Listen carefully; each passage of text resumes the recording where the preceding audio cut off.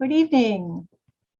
Welcome to the American Antiquarian Society for this evening's program, a poetry reading and discussion with David Mills about his new book of poetry, Boneyarn. We're joining you from the ancestral lands of the Nipmuc tribal community, who remain a very vibrant presence here in central Massachusetts. My name is Nan Wolverton. I'm Director of Fellowships at the Society and also Director of the Center for Historic American Visual Culture.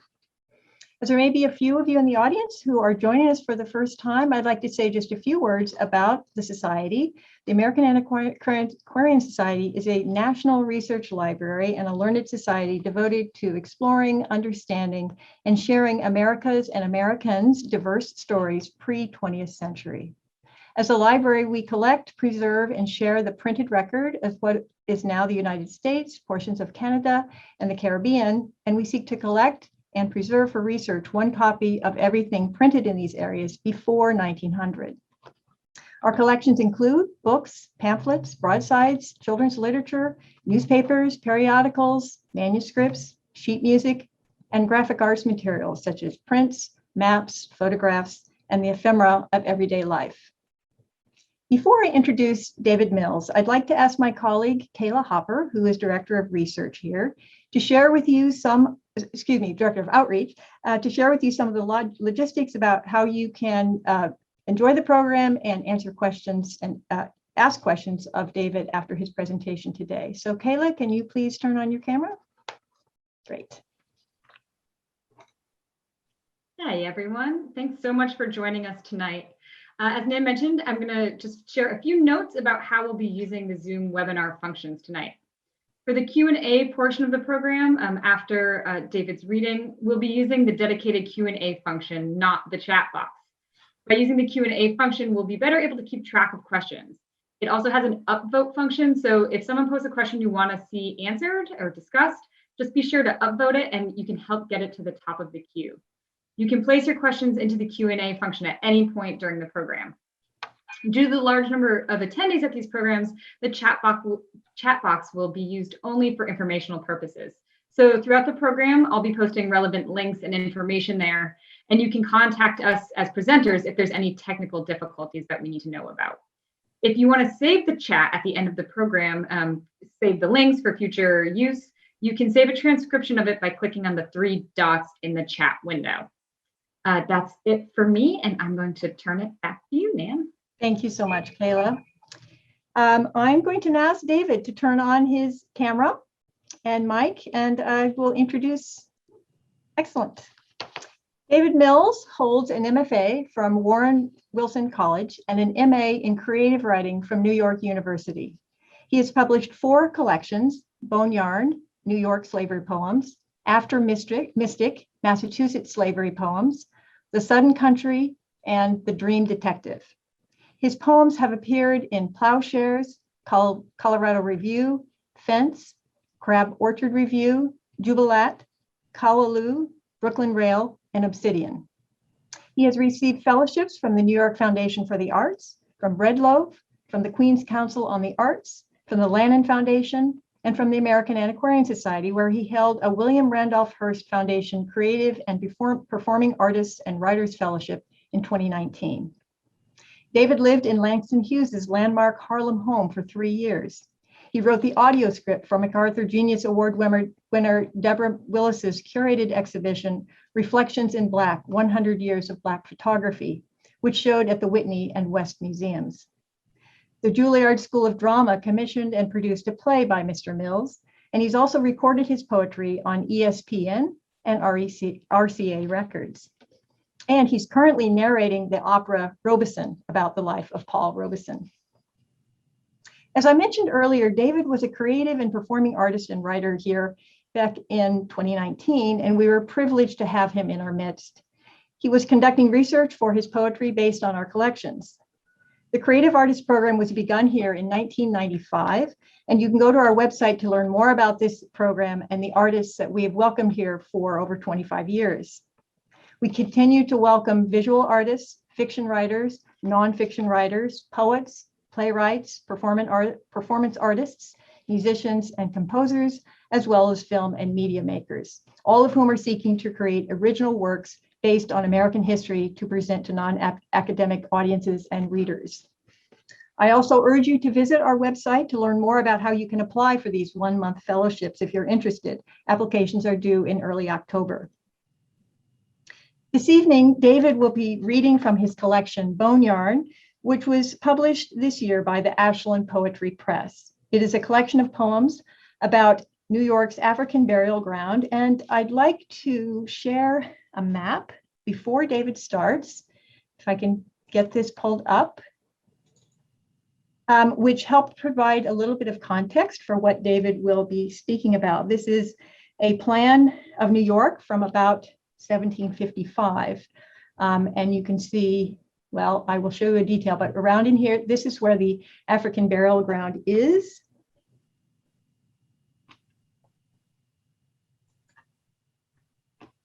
And there's a little bit of a detail so you can see African burial ground. So you can show, so you can see here some of the surroundings that David may make reference to. So I will take this down and I will turn things over to David.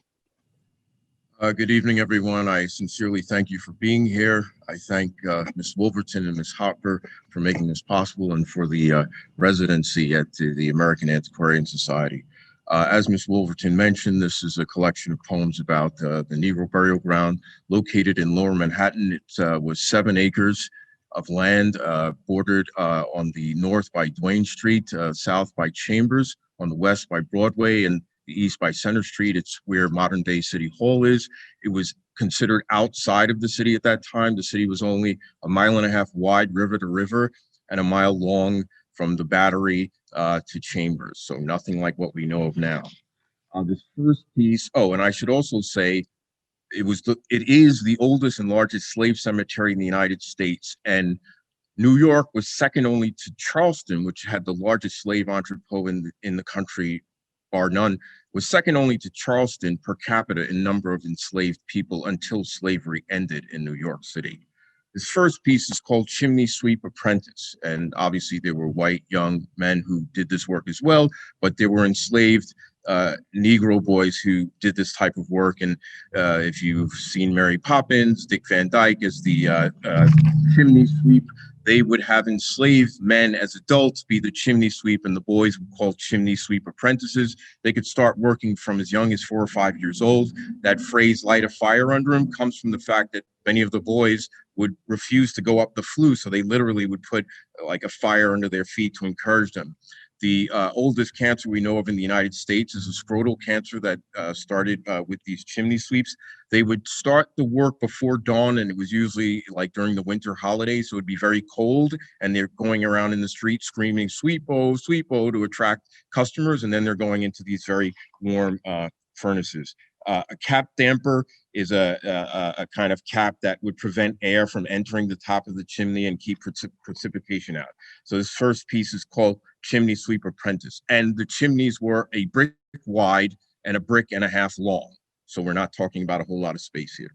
Chimney Sweep Apprentice. I'm what happens when a house breathes out, sore black breath in a New York throat, trapped caterpillar, what they think of me, owners of these homes, and white master who hires me out to black master sweep. Elbows, ankles, knees up zigzag chimneys, squeeze of heat and dusk, soot head to toe, dirt thick as a shirt, palms facing out, stomach up against and empty. My days, 1 brick wide and 1.5 bricks long. I could die here. But brush above my head, I chuck soot, chip tar with a scraper, black rain peppering my neck, the hot rim of my eyes, filth to the sides of flues, mazes sticky with poison, hearth to cap damper. Started prenticing when I was 6, now 18, flesh leathery, ankles swelled to black apples. Growing a stunt, can't say which is better, cramped heat or winter's chill. My cry, soot, oh, weep, weep, on the street or pinched in the flue. My life up in nothing but smoke.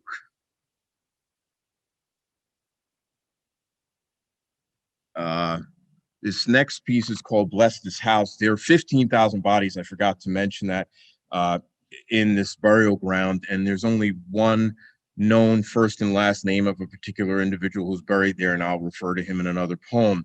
But of course, there were names of people that were enslaved that were known, but I would sort of also give names to some of these persona poems. So this is in the voice of a woman, and I actually gave her my mother's name, Peggy, and there were very rigid gender divisions of labor. And the enslaved, unlike in the South, would live in the homes of their masters, either in the cellars or the attics. So this individual lives in the cellar, and that's where the kitchen is, and it's incredibly hot, and they were never allowed to enter the main quarters where the white colonial settlers lived that they worked for. So this is called Bless This House, Peggy.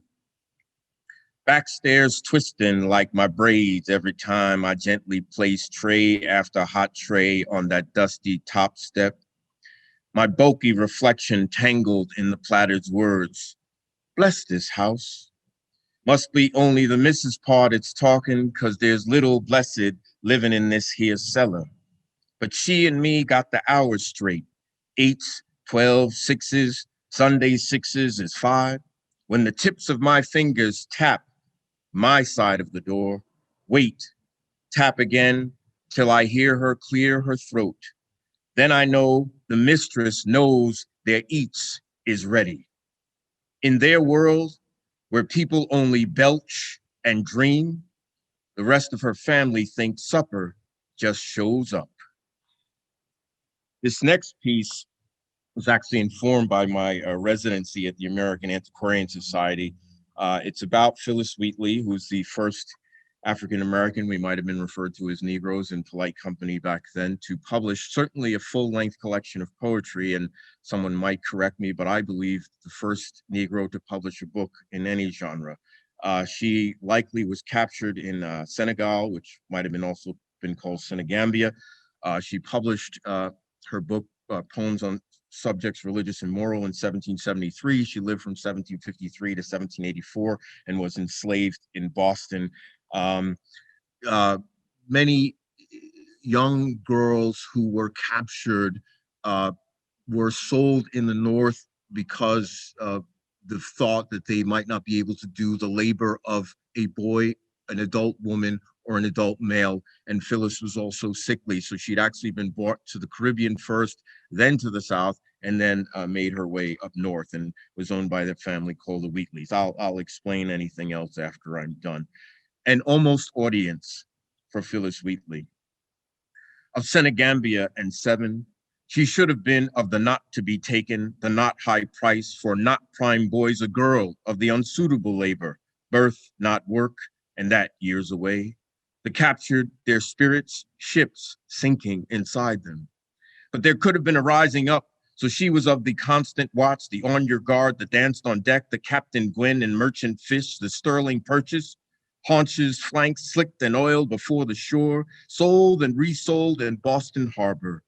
Profit, barter, and harvest, trinket slaves and salt cod trinkets and slaves, bought then brought on the Middle Passage, but would one day read passages of her work in London, neither stowage, cash crop, nor export. Bidden thought, garnering an almost audience with George III and an actual one with Washington. For on a ship, your prayer is to reach as well as return. She who'd been named for the schooner that brought her to Boston, 3 months crumpled in the hull like being trapped in a capsized macaw's beak. The gulfweed, the squawk, the whistle, the mimic of the ocean's moods or inhuman moans, that unequal lateral tragic triangle. She remembered parrots in Savannah oil palms, charcoal heads, constant chatter, pearl millet gleaming in their beaks. Boston worthies called her parrot, inky mimic. But little of that life in her tutored lines. Merchant, servant, sickly infants, more words but no means to publish them. A cooped husband, free black grocer who'd set penury on a feeble table. Poems on subjects religious and moral. Hell is an elegy one never finishes. In her eyes leaking northern light, she might have recalled Horace, declension, Homer, and Greek, fame's tentative shimmer, homilies on Washington and milk at the Old South Meeting House. Or though emancipated, she might have thought of escape to join the angelic train, embarking on the ship, listing slipshod and backwards through her name, Phyllis. So one of the things I found interesting, poets, too much time on your hands, the word ship is an anagram within her name, Phyllis. It's almost spelled backwards in there, but not quite. So that's what that last reference is. So there are a number of poems in here that are these conversations between a kind of modern day interlocutor and the bones or the souls of the buried. Because as I said, there's only one full name of anyone known to be buried there. And if there are any markers, there are no names on the markers. So I was looking at pictures and reading about kind of assumptions that the archaeologists or the deductions archaeologists and anthropologists might have come about how people died or their diets or things they suffered from while they were living. So I was there was this just massive amount of silence that I was interfacing with. And so it kind of became like, let me ask questions. And literally sometimes these spirits were coming to me in dreams with their answers. So this first one is talking to the spirit of one of the enslaved who their bodies were exhumed. The Columbia Medical School students exhumed bodies from the Negro burial ground to use in their anatomy classes. So this is called Talking to the Bones, Columbia Grave Robber Victim. Who did this? Abuses students. Why? Medicine drives some men to unbutton their monsters. But why put the crown of your head in the crook of your arm? They sawed bone to what they thought was thoughts. They discovered and exhumed for what? Life had already taken my life. Medicine just cracked open its questions.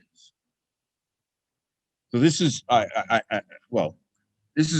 say a bit of a challenging poem, but I want to read it. One of the things, there's a hip hop artist, KRS-One, who said, our history didn't start when we got here. So a lot of what's kind of a through line in the book is African retentions coming through, and the collision, I call Europe, Western Asia, it's all part of the Asian continent, a bit of hubris there. The collision of African and Western Asian / European culture. So this is about a burial and some of the things that might be used that had African sensibility in the burying. So there were brass pins that they used to sort of button the shroud that they put on her. Most of the coffins were made of cedar or pine and hexagonal. There was a conjure bundle, which is also an African sensibility, spirit power. Croilus Remni was a German kiln factory, and you would put the things that you were heating, the ceramics or metals, on what was called kiln furniture so they wouldn't deform. Congo cosmogram is a circular thing that comes out of the Congo region in West Africa. Blue has a lot of symbolism in West African countries around water and rebirth. They put a cracked vessel on the top of this particular grave. And in West Africa, many countries, you would bury a person at night, but as the white colonial settlers got more afraid of the enslaved and free blacks in New York, they insisted that they have these burials in the day. So there was this other clash. You would bury the head facing west.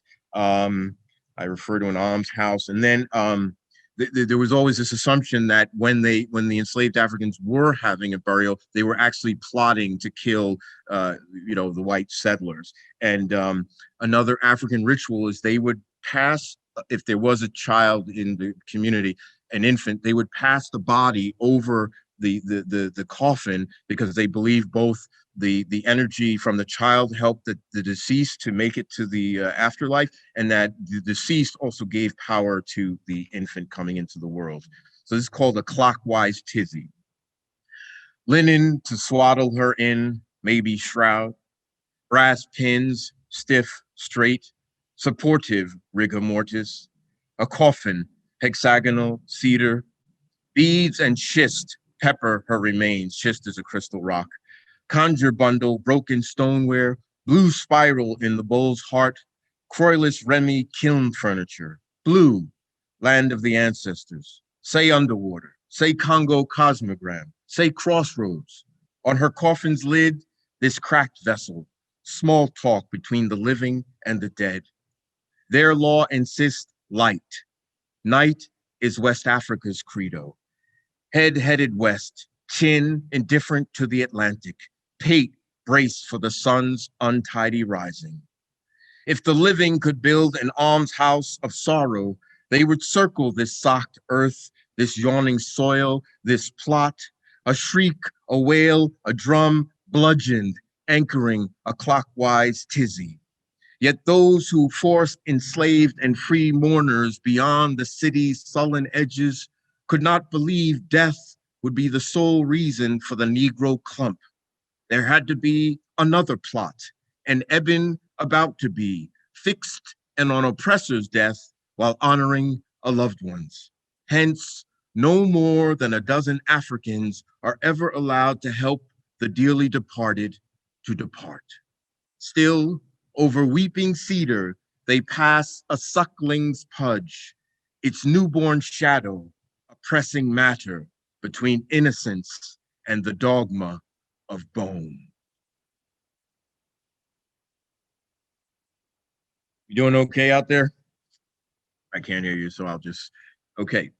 So as I mentioned, there's only one enslaved person that they know the first and last name of, who's definitely buried in the burial ground. There are names, obviously, that people know. The analogy I would like to draw is, say I went to, I don't know, Chicago and lost my wallet and got killed. I mean, I am an individual, but if they buried me someone, they, let's say it's 200 years ago, they wouldn't know my name. But maybe living, there would be people who would know me. But this is the only person out of 15,000 bodies that they have a first and a last name of and know for sure that he's buried there. And why that is his owner paid a cabinet maker named Joshua Delaplane to make his casket. And even in that list, because this gentleman, white colonial settler, made caskets for other enslaved people, Castins, who's the name of this enslaved man, Joseph Castins, he was the only one that had a first and a last name there. They would have listings like for a Negro boy, for a Negro girl, for a Negro woman, blah, blah, blah, blah. So this is really,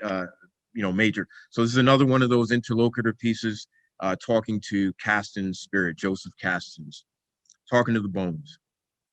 Had you made Joshua Delaplane's acquaintance, Mr. Castins? Death, a sad cabinet, is it not? Joseph, when did Delaplane put you in his account book? My account? With God. How did you die with a given and surname? The first shall have a last, and the last shall have a first.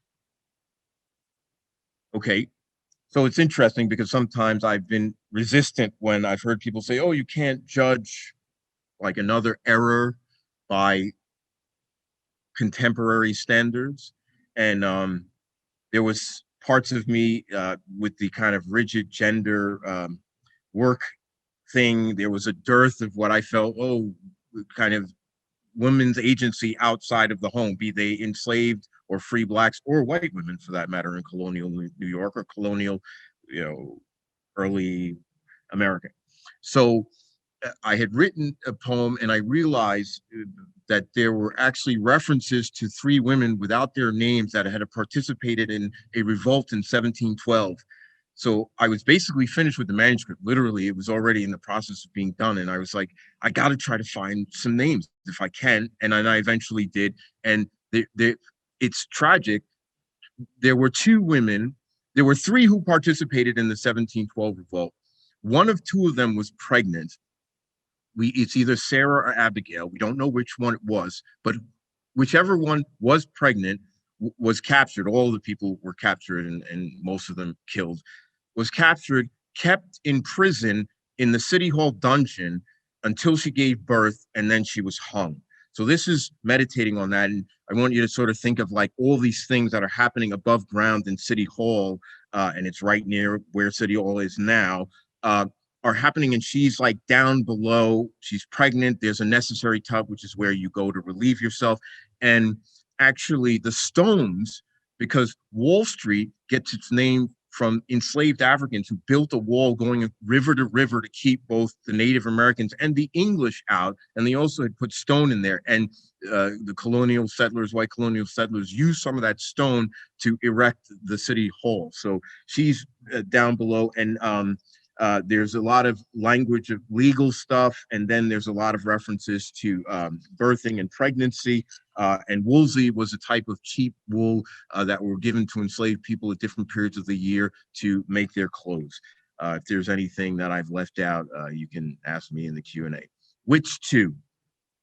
In a pinched and dank corner cell at the corner of Wall and Broad, without interrogation or constitution, beneath rulings and arches, 4 dials on a clock, beneath arguments and archives, petite juries and Supreme Court, beneath criers and bailiffs, peals and flutters, beneath bells and constables and birds and cupolas, beneath perches and deputies, whipping posts and small talk, beneath windows and gilt wainscot and lawyers, beneath deep thought and bench wigs, warrants and decorum, beneath 2 floors and black robes, conviction and hand-wringing, beneath plaintiffs and gavels, punishment and appeal, beneath charge and indictment, a hung head's arrest, beneath a trial and its rumors before acquittal and pardon, there's a case and its verdict before a judge and one's peers, beneath sentences and pillory, evidence and stairwells, between wrongdoing and wrong done and who's right and what's wrong, the city hall dungeon, where in darkness lies a woman with child. So no question of where labor, but when labor. What labor? Slave? Slave who labor even in labor. Sarah? Abigail? Which is dying to lie on her left side, shackled to staples with staples affixed to history. Stone slaves once quarried to build a wall boiled down to a street. Which one's water break? Which one gush or trickle? Damp to the woolsey, sweet to the nose. How hard? When tender? Abdomen? When hard? How tender? Uterus? Ache? How dull? Shackled to the staple, to the bolted, to the agony. Stone slaves once used to build. Pressure, pelvis, how long? When is during between? What is between enduring? The stench of a necessary tub. Contractions, waves are water's pushy guest. 45 seconds or so. Which one's still talking? Maybe one. Shackled to the staple, to the bolted, to the memory. Stone slaves once used. Maybe 15 minutes later, maybe one, maybe a minute or 2 later, or half a minute longer. Stretch marks, silence. Which one's stomach's a punch, clenched, a fist, breathe, into the lower back, into the ache, knowing you got not even a sip of say-so over your captor's shoe music composed on the floor above you, shackled to the staple, to the bolted, to these echoes. I forgot to mention that she was shackled to that wall with the stones that had been used to build the wall that we now know as Wall Street by virtue of the enslaved Africans who built that. Okay, so another talking to the bones piece. Over 50% of the children who died who were enslaved in New York were under 5 years old. And most of those were children who had been born in the colonies. And they believe it's because the diet was so poor that it led to early death. Whereas if you were born in Africa and had gotten here, let's say by your teenage years, the likelihood of you living to what might have been considered the normal life expectancy in the 18th century was much greater. So this is called Talking to the Bones Talking, and to 2-year-olds. Had you abandoned baby talk? We was the unwelcome welcome. Why were over half of you under 2? Our end here in this unkind earth. Had you moved beyond mother's milk? Mouths without nipples just sob and wander. So we will go back to the Sarah and Abigail. It's a triptych. That first piece I read is focusing on her being in prison, either Sarah or Abigail. This piece is kind of starting before that and then kind of moving past it, and it's capturing the revolt, in total. So it's called Which One? 1712 Slave Revolt. Let's see, I kind of told you a lot of the things earlier. There are a lot of references again to the female body during the time of pregnancy. A fetus has 200, well, a human has 200 bones. At 6 weeks, teeth start coming in. There's a reference to a half-basket hilt, which is a sword. Playing the lady was a term that was used for enslaved women where they would kind of, and this is a terrible thing to say or frame it this way, where they would kind of play up the pregnancy so they would get out of having to do more work. A woman generally feels the child moving after 4 months. Maiden Lane was a street. There are references to Sarah's and Abigail are Hebrew names meaning father's joy and prophetess. They were owned by one was owned by a gentleman named Guy Spurt, and another was owned by Stoffel. Nori is vernacular for knowledge of midwives. Black Haw and Blue Cohosh were things that were used to induce abortion or help with birthing. And a gibbet is, you could think of it as like a one-armed gallows, but it's also like a bird cage. And either Sarah Abigail was put in a gibbet after she was captured and died in there, and they kept her up there as like a warning to any of the other enslaved who might want to engage in an insurrection. Which one? 1712 slave revolt. Abigail, Sarah, equally rebels, but which one womb, nearly 9 months, 200 bone home? Which one want to usher to this ugly life, a black lilac hoping to bloom in the family way? Which old soul for newborn? Which one 6-week teeth? Which nearly milk belly swell?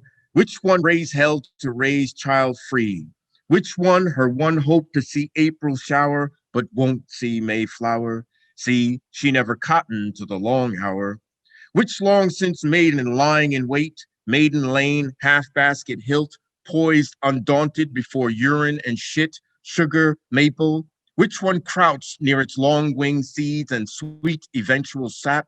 Which one nurturing fetus and fire in her belly, planning to birth murder? Which one blood stopped, menses, months before she made colonial blood flow? See, she done playing the lady for a bit less back break and a little more cornmeal. Which one struck flint to gunpowder? Which one bone girdle? Which one 4-month feel it, the quickening? Which one sensed baby leg move, palm blossom, tiny fingers fist? Which one looked down as something somersaults in her stomach? Which one fetus scoop, atlas for embryo, delivery date, globe between darkened nipple and hip, sanguine between cocked and shot? Which one tender 9-moon knot? What the etymology of Sarah, of Abigail, of air? Which father's joy? What prophetess? Which Genesis? What testament? Where Africa in these appellations? Which Geisberg? Which Stoffel? Which Vandenberg? Which Pels? Which doctor? Peter? Which root doctor? Morning sickness? Midwife's Nori? When? When to administer Black Haw or Blue Cohosh? In the lying-in room? How long to decompose this inky composition for this alphabet to utterly flesh itself out? Which one, like her body, eventually had her sentence suspended? Which one hid beside the same kind of wood she'll hang from, hard? Which will you give leave to give birth only to turn around and take her life? Why?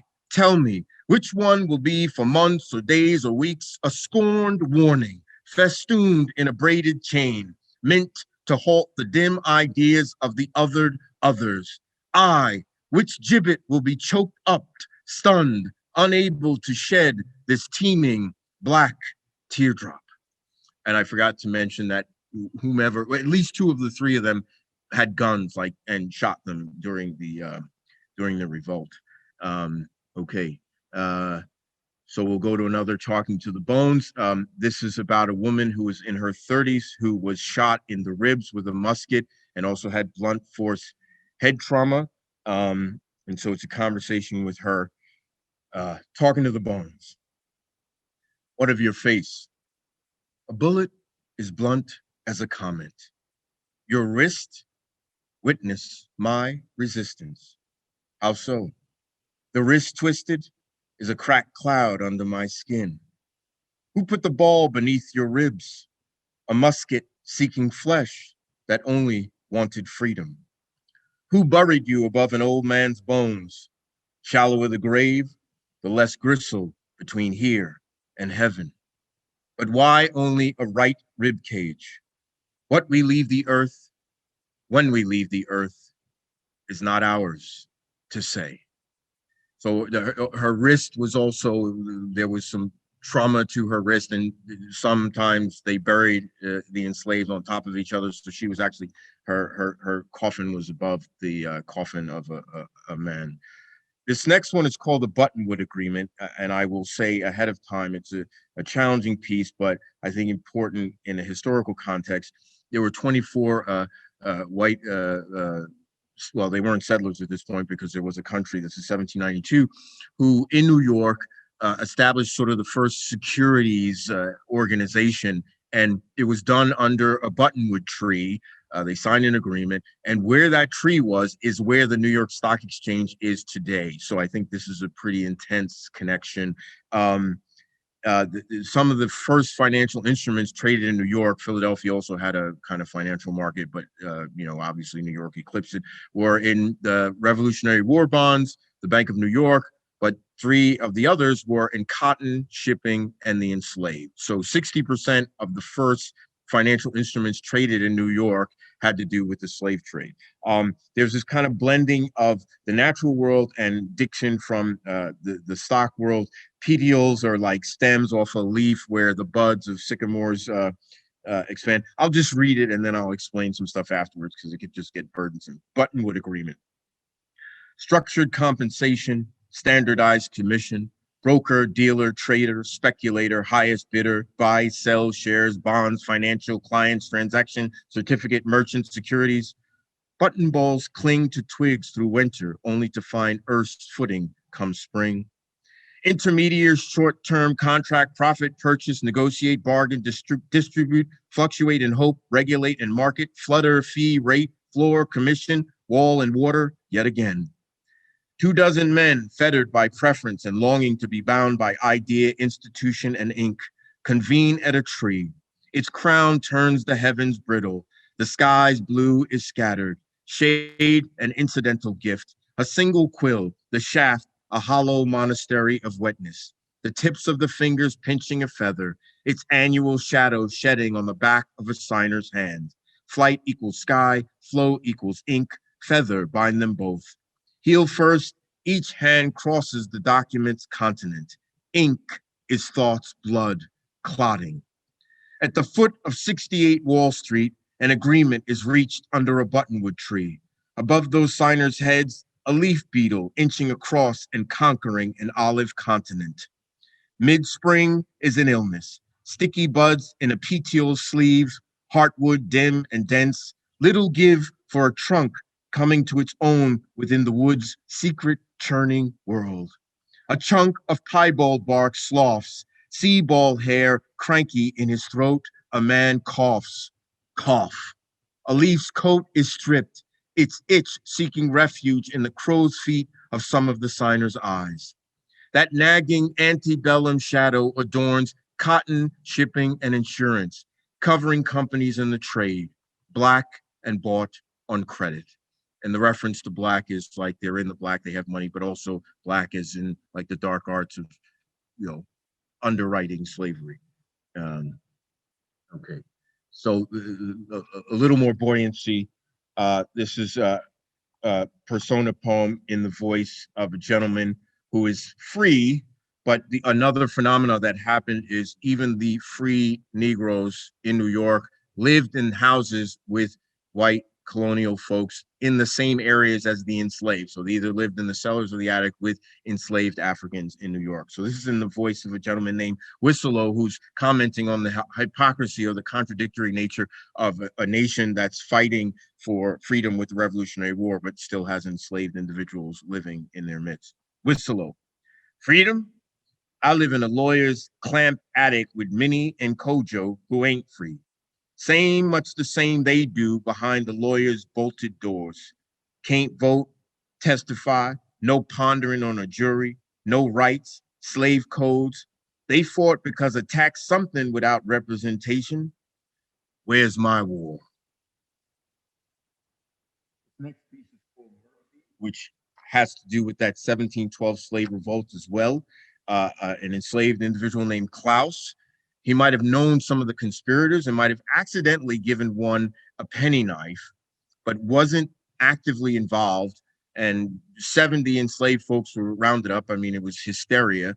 And Klaus was what they call broken on the wheel. So he was tied to like a wagon wheel, and kind of executioners hitting him with a cudgel and all this. And so this is meditating on his murder, for lack of a better term. Kip was a street in colonial New York, is an epigraph from Thomas Jefferson from Notes on Virginia. Indeed, I tremble for my country when I reflect that God is just. Thomas Jefferson. Mercy. Along the city's jawline, by the wharf where a peck of slaves were auctioned, Klaus might have heard tell how Robin sunk a penny knife into the conch below his owner's shoulder. Now barefoot, he is stripped to the waist, spread eagle, bound to a wagon wheel, spokes versed in grass and its green obedience, mud's scorched metamorphosis, the way snow delivers news piecemeal from the heavens. Limbs stretched, slowly rotated on that wheel, Klaus absorbs the dust, the turns, the delivery, each journey's leg and arm. Executioners seldom traffic in compassion. This one punishes Klaus bottom up. First, the sledgehammer rains on his shin. Jesus, have mercy, he screams and rotates until they snap between gaps of the wheel.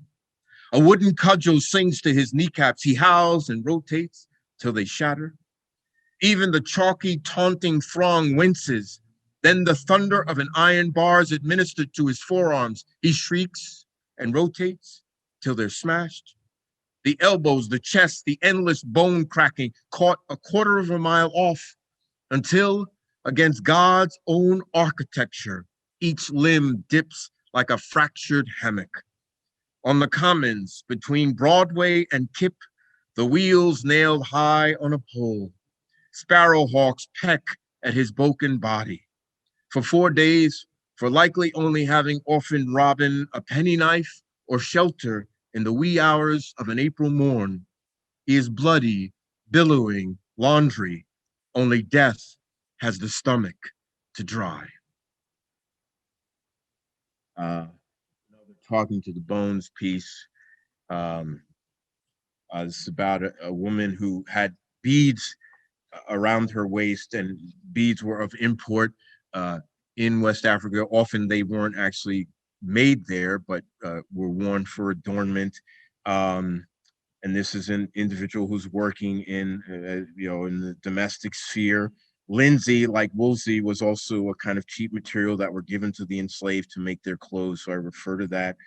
Just want to see if there's anything else. Okay, to the Bones about the beads talking. The 100+ waist beads strung around your midriff. They was always hidden under the cast-off clothes the missus had me wear. Stained linsey aprons, tattered petticoats. There's something close to home worked my hips. 150 beads in the entire cemetery, and 110 were yours. My body, somebody, an elder here, a chief's child, somewhere else. Where? On that strand of waist beads, there were 7 cowrie shells. Why? I've heard 7 seas bully the earth. I met one, 3 months, brief like, wasn't pleasant. Tell me more. My every breath, its fleshy belonging to, was reeled here, naked, save these beads that circled my left thigh and bounced off my hips. Imagine feeling like you're carrying a country around your waist. A nation of blue beads, huh? Or maybe just clinched echoes of that ocean, small reminders of a white man's transatlantic tantrum. This next piece is called Hell's Unbidden Hello. The slave market, which was at the corner of Wall and Water, was also where the meal market was. So it was where grains were sold. And when the ships were coming in with the enslaved on them, and they were called Guineamen, a number of them, even before they could be seen, people knew they were coming because of the stench. This is miles off. They could smell the fetid conditions from under the hold of the enslaved Africans. A dragon beam is just a kind of 3-pronged beam, like in a ceiling. There were also enslaved Native Americans who were rented out, as well as enslaved Africans who had been enslaved for a while. So where the slave market was where newly arrived Africans who would become enslaved were being traded or sold. There were also those who had been enslaved for a while who would go down there and they would sort of, rent themselves out literally, or quote unquote, their masters would. I'll just read and we can go from there. Auction, hell's unbidden hello. The stench smashed against every dockside nostril, sweats, unanswered dread, cruelty's cheap perfume. That reek proclaimed the unseen but surely limping Guineaman, a seasick fist, bald, faltering in the Atlantic, harboring 3 months of the West African terror. The squinting whys in those abducted eyes, what the ocean failed to answer. Hell's first hello. A street nudged by the East River, rowboats, oars, Pier 17, the old slip, where Wall met Water Street. Pacing cobbles, a white gentleman, nothing but tummy and mutton chops, would mount a platform, hoist the gavel, and 50 Africans would lumber from the hold up 6 dank steps, huddling under a wooden roof where, at the foot of this city, lazing beneath the forked shadow of a dragon beam, Indians and the colony's long since slaves were sent to seek new ways to scoop a shilling and sweat, were rented, hired, or let out by the day or week, uneyed, mobile, downtime, cozy, but the huddled. For sale, young strapping buck along with a Negro wench, inquire at 57 Janeway Lane. Bought, traded, auctioned off, to till and build, to chore and cook, in and around this un-Southern structure, this New England gazebo, looming, buyers circled, eyed, ballooning chests, smalls of back, scoops and flanks, preparing for a nearly naked sale, a white middle and index finger nose along a brow's frightened horizon. Beads of sweat, signal and gift brought to that buyer's tongue. Smack, a colony's first taste of a continent. Not salty, hence not sick. An African sold along with a knob of unsifted cereal grass. Thank you. And I'll just say that the white colonists slash Americans at that point, they believed that if they tasted salt in the sweat of a captured African, that they were unhealthy and they would not purchase them. So that's that last reference. I thank you all for being here. I thank Ms. Wolverton, Ms. Hopper, and the American Antiquarian Society for having me. Thank you so much, David. That was quite wonderful. These are such incredibly moving poems.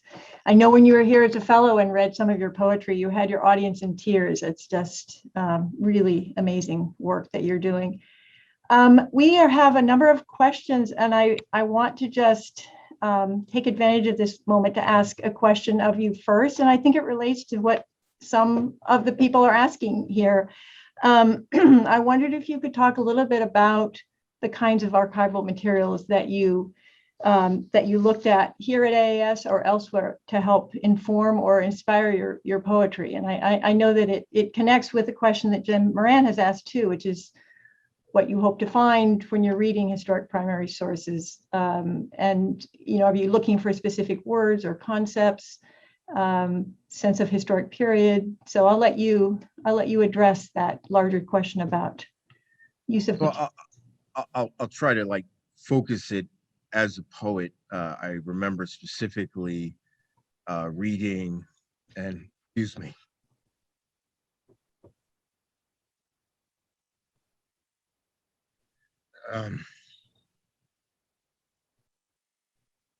Reading Phyllis Wheatley's To the University of Cambridge in New England, an actual copy of that at AAS, and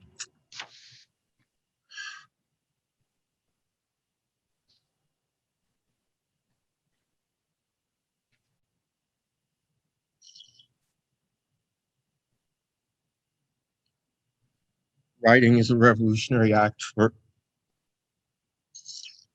any Black person, and seeing the words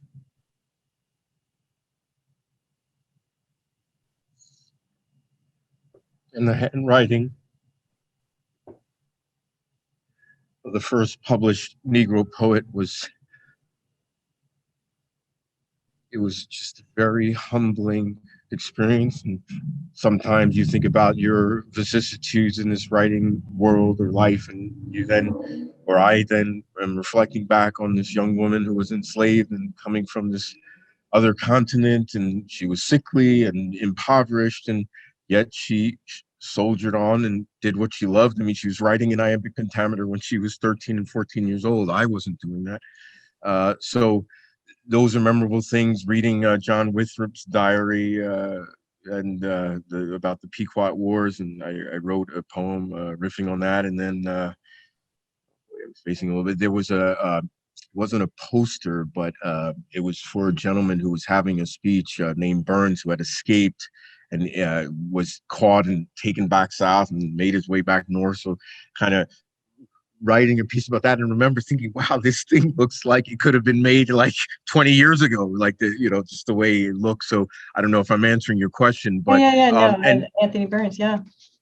And well, no, I'm just saying the question about like archival and Jim, I'm looking for ways to make history sing. So it's not like there's no kind of definitive agenda, but there are desires to maybe find language, meaning diction from the period that gets me going or gives me entry, like things like there's a poem I didn't read to you that uses the term gingham bob that I came across, which is a vernacular actually for part of a male body. I won't get into the details, and it's not the obvious part, but like finding a word like that is like so like wow, and then even looking at Phyllis's like script. So there's no specific agenda other than hoping that the history speaks to me in some way that I can then turn around and kind of speak back to it and then make it sing, because there are obviously tons of historians who write great things that you don't need me to be giving you the history. I'm trying to figure out another way to allow people entry into history, if that makes sense. Yes, it does. And it's amazing the way you so effectively bring to our attention the hidden labor that built this country, and you do it in such an impressive and moving way. And I wanted to note, because early on someone had asked about, you provide such wonderful historical context in your notes, as you did when you were reading, but someone was asking if that information is in your book, and I did answer that in the question, but for others that you do have wonderful notes in the book of poetry. So for each poem, there is some of that historical background, which is really fabulous. Carrie Klein is asking if you've ever worked with the National Park Service to make these available at the burial ground or done a reading there. Yeah, I've read and performed there about 4 or 5 times. Haven't done a reading since the book came out. It's only been 2 months, but yeah, that was the beginnings of the idea for doing this, was doing work down there, creative work, not necessarily around the poems initially.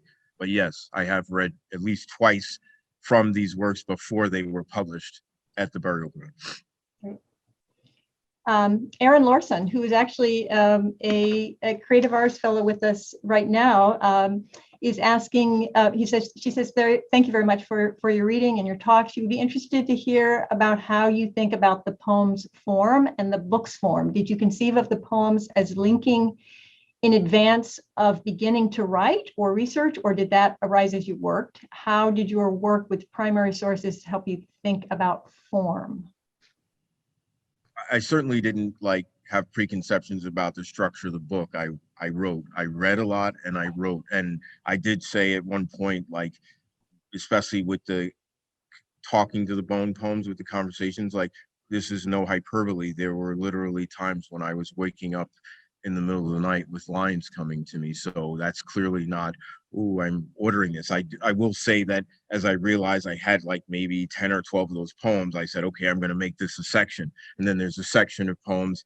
Why I included Phyllis Wheatley in a book that's about New York slavery is I have a section of poems about her and Jupiter Hammond. And Hammond was enslaved in New York, and he was the first Negro to publish poetry, but it was a broadside. But one of the poems he wrote was an address to Phyllis Wheatley. So I sort of said, oh, let me bring her into this New York conversation because Hammond had, and maybe it's the poet. And then there's a section like where that Buttonwood Agreement piece comes. There's a section called Stocks and Bondage. That piece, Hell's Unbidden Hello. There's a reference to a nearly naked sail, and it kind of bounces back to something I say in another poem, which is referring to the modern day concept of a naked sale of a stock, where it's like you don't really have the money, but you're able to purchase it. But in that poem, I'm saying naked sale because my ancestors were nearly naked as they're being bought and sold. So there are kind of sections, but that kind of evolved afterwards. I was just writing poems, and then you kind of see, okay, there's some shape here, or there's some echoes here, and then those pieces I read too of like 4 that are in this bit around the women and agency and the revolt in 1712. So literally the book was already being like edited and put together when I was like, oh, I got another seizure. And so that became a section. But initially there was only the one poem about the revolt that wasn't necessarily focusing on, gender or agency. It was just about the 1712 slave revolt, or agency of the women, I should say. So I don't know if I answered. Oh, no, thank you. That's great. And it kind of related question, Gabrielle Dean asks, I imagine it has been hard to be the vessel for the trauma represented by the unhonored lives in the cemetery. Did you have any doubts about taking this on? The spirits visited, you said, did any of the lives not want to be voiced? No, it's interesting because someone asked me, like, was it really difficult emotionally, like when I was researching or writing? And I mean, it's intense to like dig into these things, but when it became emotional for me was actually reading the poems out loud, and specifically the one about the woman who shot in her ribs. I would have a very hard time reading the last lines for a while. And then a piece I didn't read about it's a longer narrative piece about the grave robbers at the Columbia Medical School, and the last line, and it's both of them, it's the last line that it just can get me, or used to get me, is I say, hell, at the end of the day, they were just homework. So to these medical school students, these enslaved Africans' bodies were homework. And like it was the kind of line that just kind of, in the process of writing, it just kind of came out. Like it wasn't something I worked at or for, but then when I would read it, it was like every time, like maybe the first 6 or 7 times I read, I would come to that line, and I would just, I would be kind of knotted up emotionally and would cry, and then sort of be able to try to finish the line. So in the researching, it wasn't like there's something that can be a little, I don't think dispassionate is the word, because I'm very passionate about life, but there was some element of detachment. But then in the kind of rendering, or when things were over and I'm reading, then it's really working on me intensely, in an emotional way that kind of, I get buckled, if you will. In the same way you see what I was talking about, looking at that Phyllis Wheatley piece at AAS. Yeah. Leslie Munz is asking, did you have a particular focus during your time at AAS? Yeah, I was researching and writing poems about slavery in Massachusetts, which I have 30 pages, and hope maybe I might get to go back there and get another 30 and then have another book of poems. It'll be the New England trilogy. I'll go to Rhode Island after that, with all the ships they made up there. But yeah. So the focus was completely on researching slavery in Massachusetts, which also has a very interesting history. You hear about the abolitionists vibe, but there's a whole antipodal thing around the rum distilleries, and the most rum distilleries in the country were in Massachusetts, the most cotton mills, and so those two things are directly connected to the slavocracy. There's no way slavery existed to the extent that it did in this country without the direct participation and underwriting of the North. It's a fallacy. Thank you. I want to read what Karen Sanchez Appler has to say. And she has a question for you. She says, thank you, David, for this riveting, heartbreaking reading. I'm struck listening by all the repetitions, the mirrorings between then and now, and the decision to have some poems built around repeated lines or phrases. Wondering if you could talk some about repetition, what you see it offering other than entrapment. Wow. Thank you for being there, Karen. I don't know that I have an answer to that one. I think I might need to like ponder that and maybe send you an email. I mean, other than, shall we say, entrapment, I would also think that possibly it's a sort of sad statement on a certain, someone said, history doesn't repeat itself, it rhymes. Mm. So, and maybe that's, and I don't think it was a poet who said it, but ironically, it might fit well with the fact that a poet is now repeating what someone said. I don't know that I have a quick answer. I will,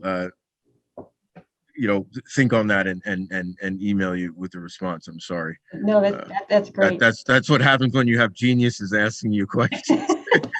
And Melanie Hernandez reminds us that was Mark Twain who said that. Melanie. Oh, right. Thank you. Yes, Melanie. yes. I knew that. We are running out of time, but I do want to have one more question here. We have a lot of people just saying how wonderful it was. The reading was so fabulous. Gabrielle Padilla is asking, we're just saying you're a tremendous link between history and creative writing. Reading your book, your poem, Dee Me, Pitter Patter, in the voice of Jupiter Hammond recalls John Keats. So very nice comment there. And I want to be sure to address a question that came up from Susan Schwab about the opera that you're narrating. She's wondering I can repeat what that is. That's the opera Robeson.